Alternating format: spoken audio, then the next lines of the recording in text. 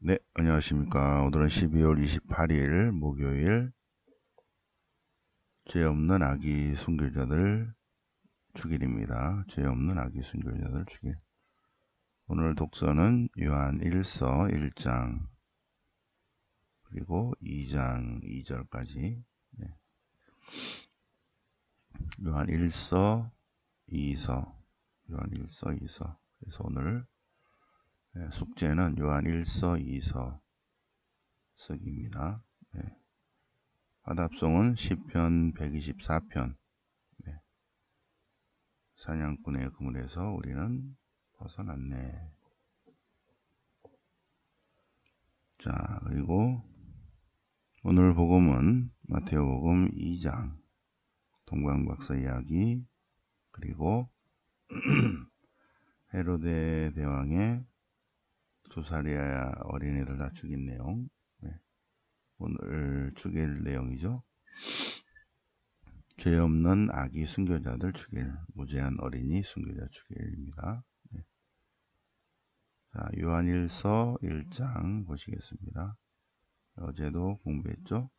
요한일서 1장 처음부터 있어온 것, 우리가 들은 것, 우리 눈으로 본 것, 우리가 살펴보고 우리 손으로 만져본 것, 그리스도 예수님에 관한 내용이죠.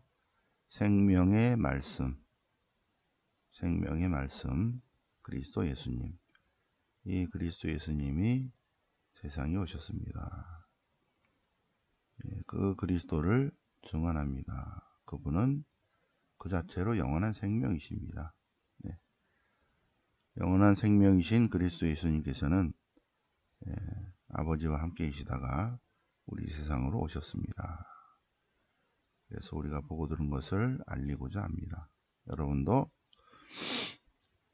친교를 나누게 하려는 것입니다. 코이노니아, 그 친교는 하나님과의 친교, 그리스도 예수님과의 친교. 그래서 그 친교로 인해서 코이노니아 친교로 인해서 성령 충만, 기쁨 충만해지도록 한다는 것입니다. 하나님은 빛이시기 때문에 그분 안에는 어두움이 없어요.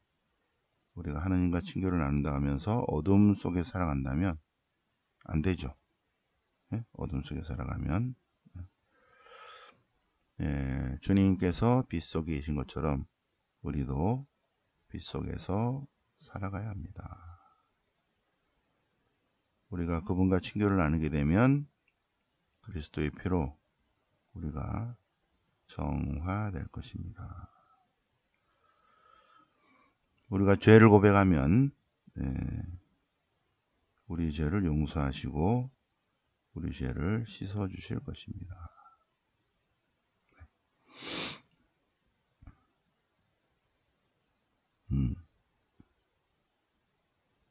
누가 죄를 짓더라도 하나님 앞에서 우리를 변호해 주신 분 계시는데 그분은 의로우신 그리스도 예수님이십니다.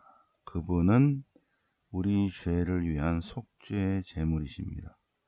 우리 죄만이 아니라 온 세상의 죄를 위한 속죄 제물이십니다. 자, 사랑의 준수. 하나님의 계명을 지키면 우리가 하나님을 알고 있음을 알게 됩니다. 누구든지 그분 말씀을 지키면 그 사람 안에서 참으로 하나님의 사랑이 완성됩니다. 그분 안에 머무르는 사람은 그리스도처럼 살아야 된다. 어둠이 지나가고 이제 참 빛이 비치고 있다. 참 빛이 비치고 있다. 그래서 우리가 서로 사랑해야 된다. 세속을 사랑하지 마시오. 세속을 사랑하면 그 사람 안에 아버지의 사랑이 없습니다.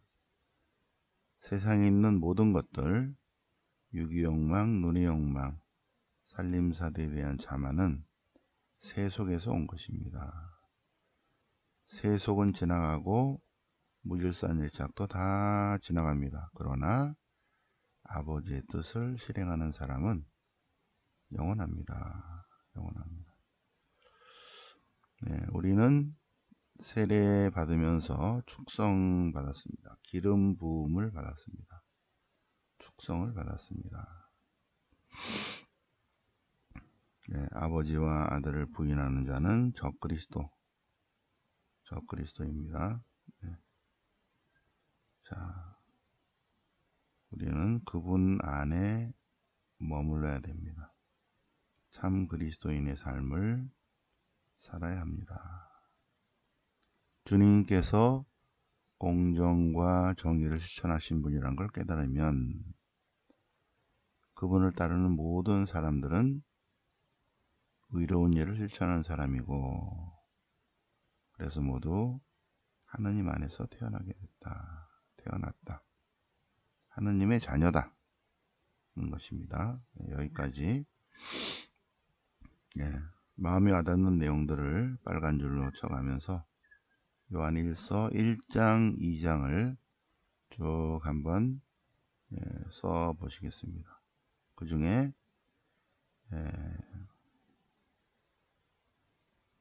그 중에서 2장 2절, 그분은 우리 죄를 위한 속죄의 제물이십니다. 예수님으로 인해서, 예수님의 탄생으로 무죄한 어린이들이 순교하게 됐죠. 그래서 무죄한 어린이들의 순교로 그분이 이제 이 세상에 오셔서 삶을 살게 되었고, 그래서 그분이 또 우리를 위한 속죄의 제물이 되십니다. 네. 그래서 예수님이 앞서 순교한 말 못한 어린이, 무죄한 어린이, 순교, 주기를 오늘 지내고 있습니다. 자, 그러면 시편은 좀 연결이 안 되지만 124편 파스카, 오순절, 초막절 순례 시편입니다. 네. 이스라엘은 이렇게 말하여라. 주님께서 우리를 위하지 않으셨던들,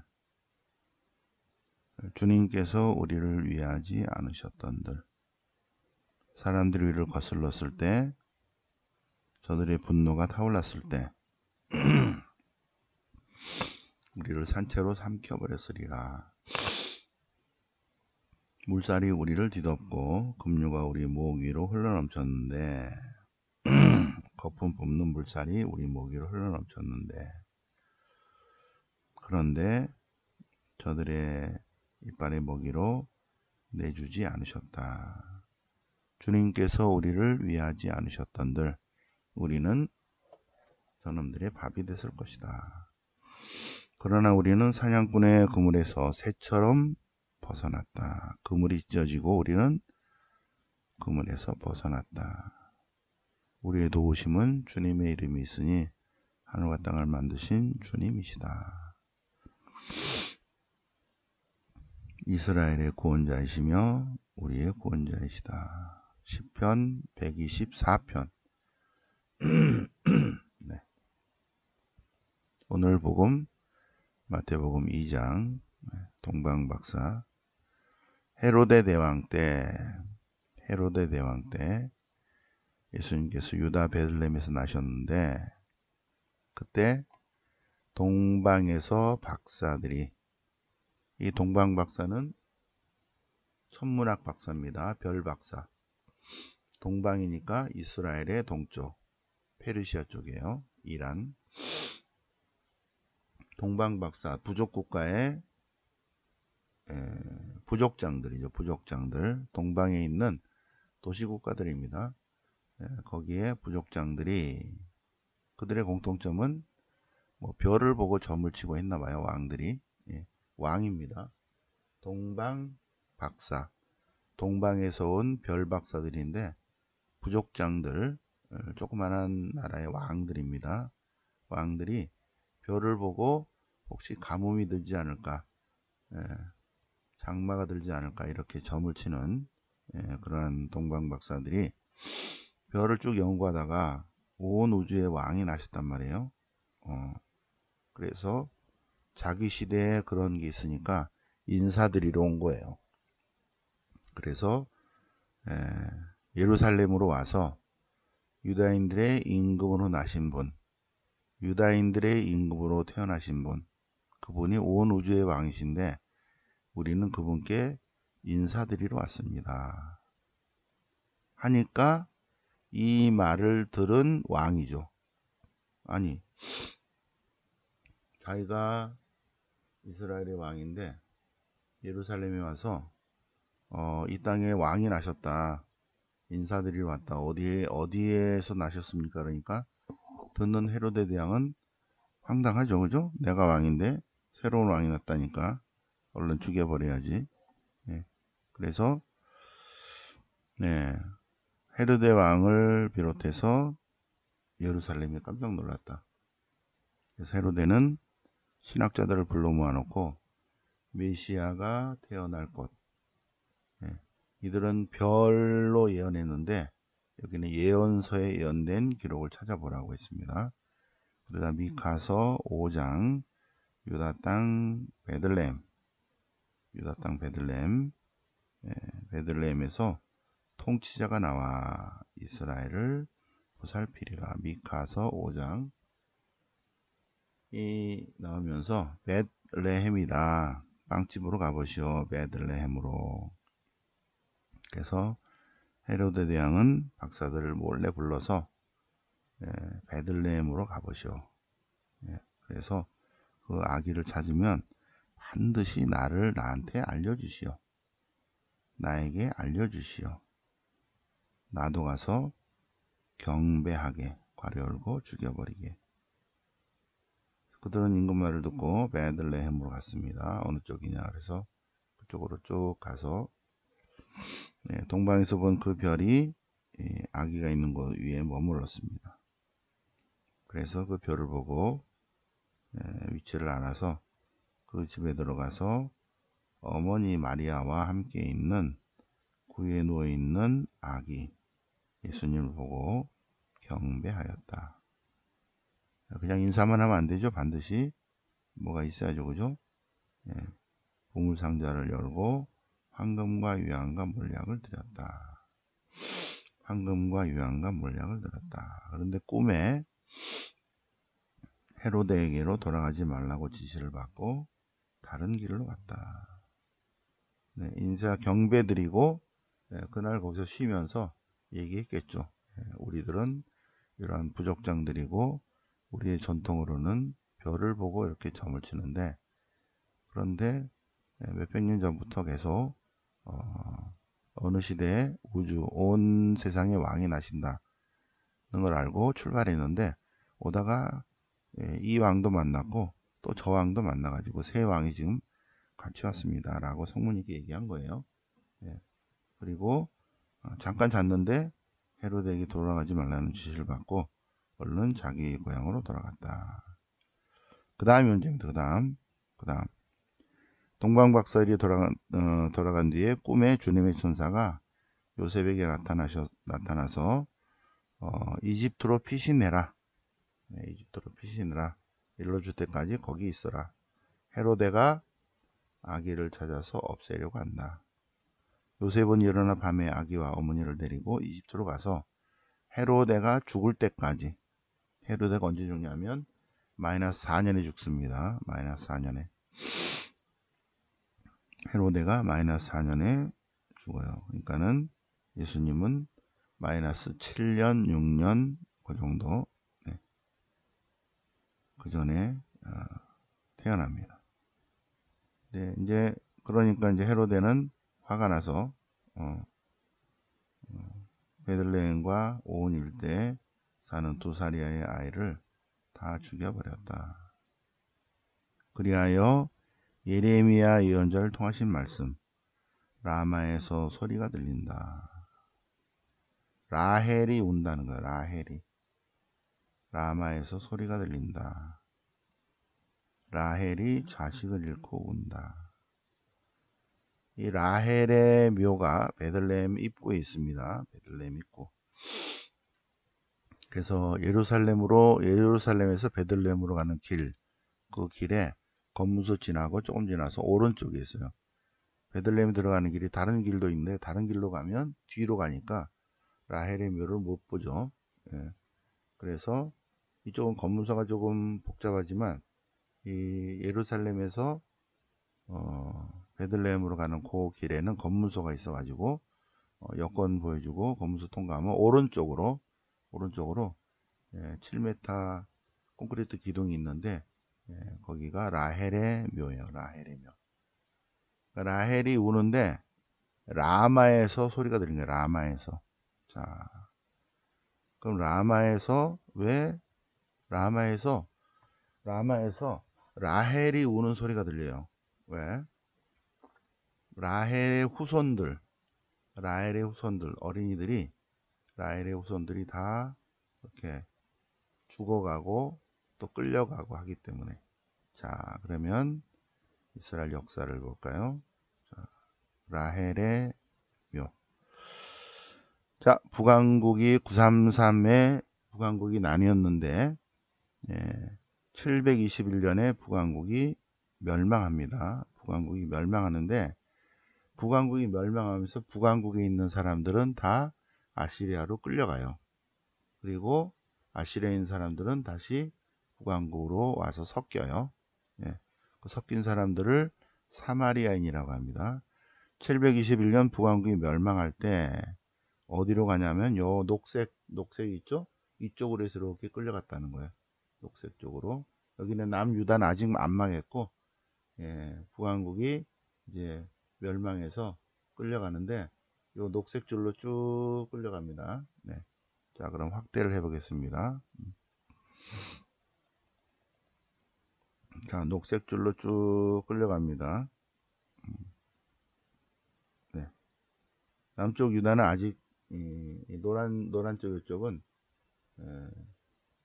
남유다예요. 유다. 예루살렘, 베들레헴 있고 여기는 아직 안 망했고 여기까지가 북왕국인데 북왕국이 멸망하면서 그러면서 이 녹색 길로 해서 다 끌려가서 중간에 집합소가 하나 있어요. 그리고 거기에 다 모여서 또 다음 까지 가는데 그 첫 번째가 라마라고 여기입니다. 라마. 네? 라마 여기 있죠. 여기 동글뱅이 보이나? 안 보이나? 여기 갈릴레아 호수 옆에 라마 있어요? 나는 여기 보고 여러분은 저기 보고 라마. 그러니까 여기서 끌려가면 이렇게 해서 여기서 하루 쉬고 그 다음에 쭉 가다가 또 하루 쉬고 이렇게 해서 끌려갔는데 721년 사람들이 멸망하면서 북왕국이 멸망하면서 끌려가는 첫 번째 장소가 라마. 근데 라마에서 들으니까 라헬의 울음소리가 들린다는 거예요. 예레미야가 들으니까 라마에서 라헬의 울음소리가 들린다. 왜? 북왕국이 멸망했는데 북왕국이 멸망한 지 지금 벌써 몇 년 됐어요? 그죠? 북왕국이 멸망한 지 100년 넘게 있어야지 남유다도 멸망하는데 그죠? 587년이니까 한 140년? 그죠? 140년 정도 지나면 150년 정도 지나면 이제 유다가 멸망인데 그 사이에 북왕국이 멸망하고 나서 예레미야가 이렇게 예레미야의 환시 속에서 라마에서 라헬의 울음소리가 들리는 거예요. 왜 들리냐면 곧 멸망할 것이기 때문에. 721년 멸망 때는 아직 베들레헴이까지는 남유다니까 안 망했잖아요. 그죠? 근데 거기가 북왕국이 멸망할 때는 라마에서 다 붙잡혀서 끌려가는 거예요. 근데 라마 그쪽에서 라헬의 울음소리가 들린다는 거죠. 왜? 이제 곧 멸망할 것이기 때문에. 미리 예언하는 거예요. 587년에 멸망해서 라헬의 후손들, 베들레헴 사람들이 다 끌려갈 것이기 때문에 라헬이 슬퍼서 후손들 때문에 울음소리를 듣는 그거를 예레미야가 예언합니다. 31장에서. 라헬의 울음소리. 이해가 되세요? 네. 그럼 예레미야서 31장을 보시면 예레미야 예언자는 마이너스 626년에 불신을 받고 608년부터 예언을 하는데 587년 망할 때까지예요. 망하기 직전이다. 곧 남유다도 망한다. 라헬이 운다. 왜? 라헬이 라마에서 그러니까 베들레헴 후손들도 끌려가면 거기에 일단은 기착지거든요. 첫째 날 끌려가서 거기서 일단 하루 자고 그 다음날 가는데 거기서 라헬의 울음소리가 들려. 라마에서 소리가 들린다. 비통한 울음소리와 통곡소리가 들린다. 라헬이 운다요. 라헬이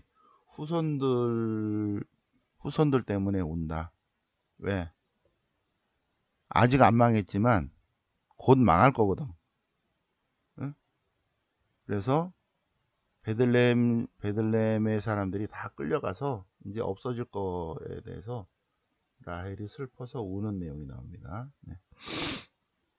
아직 안 망한 상태에서, 그죠? 608년에서 587년 요 사이에 31장이 나오니까 587년 멸망 이전입니다. 예레미야 31장. 네. 그런데 그래도 돌아오리라, 회복되리라는 위로의 메시지도 전하고 있습니다.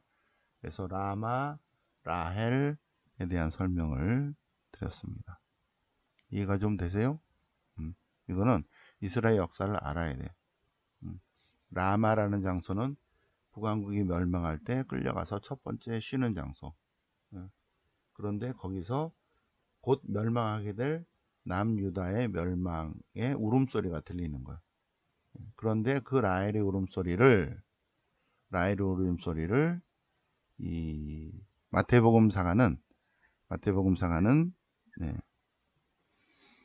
예레미야 예언자의 말씀이 이루어졌다 이렇게 나온 거 있죠. 라헬이 울은 거는 587년 멸망이 아니라 마이너스 7년, 마이너스 6년 요때 예수님으로 인해서 무죄한 어린이들이 순교한 것을 갖고 울었다. 이게 이거예요. 그래서 예레미야를 통해서 하신 말씀이 이루어졌다. 요겁니다. 라헬이 왜 울었다? 라헬이 운 이유는 남유다가 멸망할 것이기 때문에 울었다고 하는 건데 마태복음사가는 그게 아니라 마태복음 2장 때문에 울었다. 이렇게 이루어졌다. 그 말씀이 이루어졌다. 이렇게 나름대로 마태복음사가는 해석을 하고 있습니다. 이해가 되시죠? 오케이. 네. 우리 새벽반 학생들은 잘하고 있습니다. 어쨌든 요 이스라엘 역사를 다 외우고 있어야 돼요. 네. 자, 그러면 거기까지 하고 네, 숙제는 요한일서 1장 2장 쓰는 겁니다.